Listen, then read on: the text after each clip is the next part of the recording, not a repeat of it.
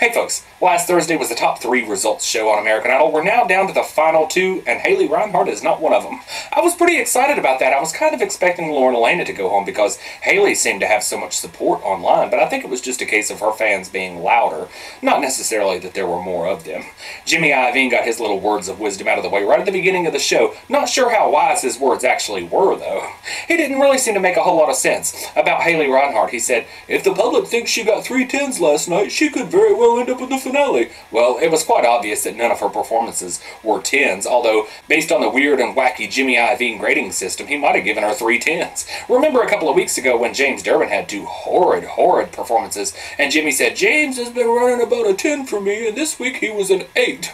So, it's hard to know what Jimmy likes and what he doesn't like. He said that when Lauren hit the stage in that beautiful blue prom dress, he thinks that that captured the vote for her.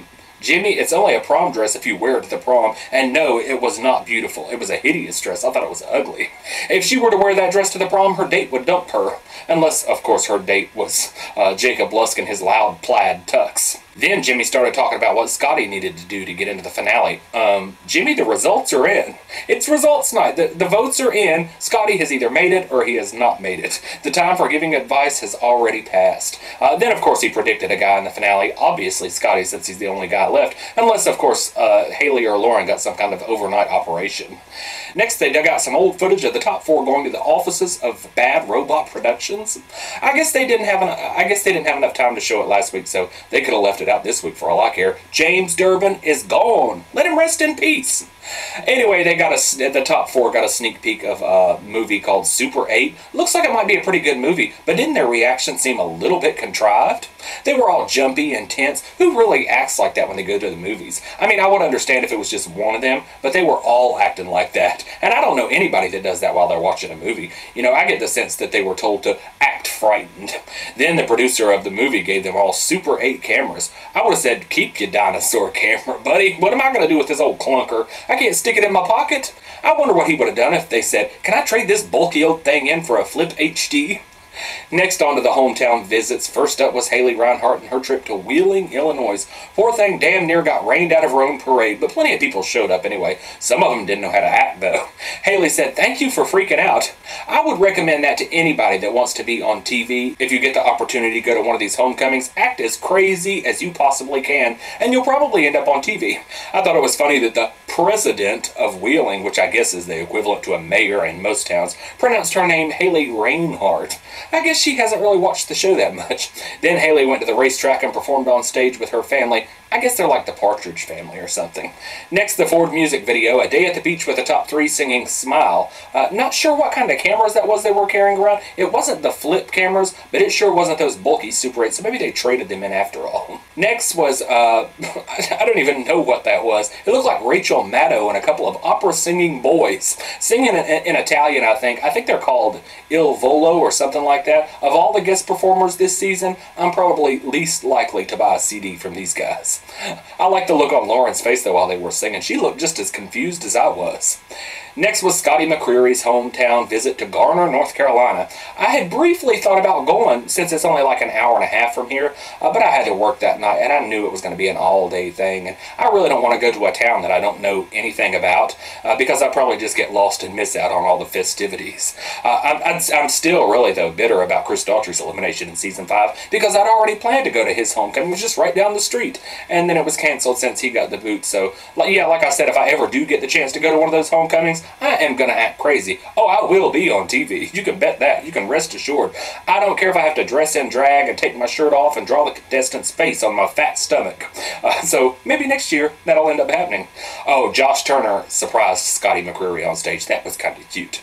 Next was Nicole Sherzinger with 50 Cent performing right there. You know, I've seen quite a few people say online that this was the worst guest performance of the season. I don't think it was that bad. The song, though, it is pure raunch. That is a raunchy old song. Actually, I think the only reason, though, that I paid attention, because usually I don't pay much attention to these guest performances, really the only reason I was paying attention because I knew this lady is going to be the host of X Factor. She's going to be like the X Factor's Ryan Seacrest. Well, actually, there's 2 hosts, she's like a co-host. Maybe she'll end up the Brian Dunkelman of the 2, who knows. Next was Lauren and her mom's homecoming to Rossville, Georgia. Boy, Lauren's mom seemed to be having more fun than she was, didn't she? Well, for about the first 30 seconds anyway. Then they went and surveyed the tornado damage. I swear, it seemed like a PR stunt fit for a president, didn't it? Lauren did seem genuinely upset, but then who wouldn't be? So while the others had fun homecomings, Lauren seemed very gloomy. It was like gloom and doom. Anyway, on to the results. The first person through to the finale was Scotty McCreery. Well, there was never any doubt about that, was there? And out of the two girls, Lauren is in the finale. Haley was mad. Boy, she was mad. Y'all see that look on her face? She looked like she could kill somebody. Well, her fans have explained it, that she was surprised, or why be surprised? You've been in the bottom 3 like 4 times, so it should have come as no surprise. And there's only like 3 people left, so it should be no surprise. But of course, her fans have explained away everything. Her sassy mouth. She was defending herself. Her smiling at Pia's elimination. It wasn't a smile. It was a surprise, and she was surprised when she was eliminated. It's a pattern. It's a pattern of behavior, and so you can't just keep excusing everything that she does.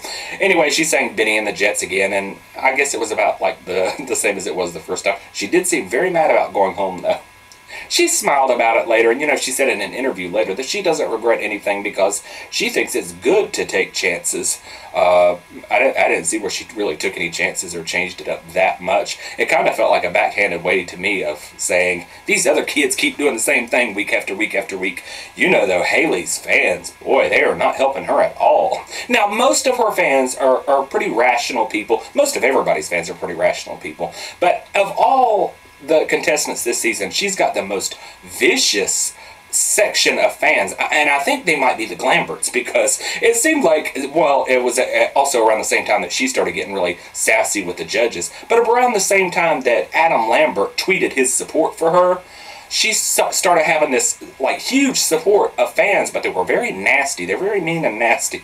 And of course we all know that's how some of the Glamberts are. Now 90% of the Glamberts are decent, rational people and easy to get along with. But there's about 10% that if Adam Lambert told them to jump off a building, they would do it. And even Adam knows that and has pointed it out, that some of his fans are actually crazy like that. And so I think it might be Glamberts were coming in defending Haley, trying to help her win to make Adam happy.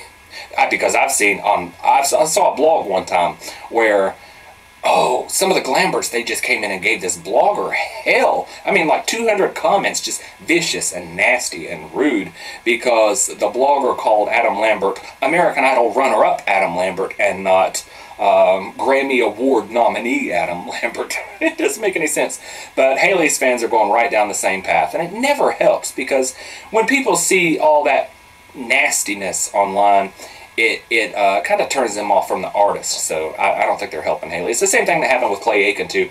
But I know one of my favorite people on YouTube, her name is Meredith O.D. I'll put a link to her channel down yonder. Yeah, I know, Joe. Way to give a shout out at the ass end of the season. But anyway, she made a video and she said that she called Haley evil. Well, Haley's fans tried to defend her, saying she's not evil, by being evil themselves. I mean, they were right down vicious and nasty, but it's kind of funny because you can't help but laugh at it. I got the same reaction from Glamberts and Cookies and who else?